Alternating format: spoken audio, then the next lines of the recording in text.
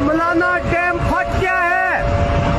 कृपया नदी नालों से दूर रहे। मलाना डैम फट गया है। Attention please. सब लोग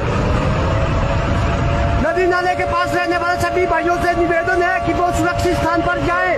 और मलाना बंद डैम फट गया है। ओ भगवान, ओ भगवान, ओ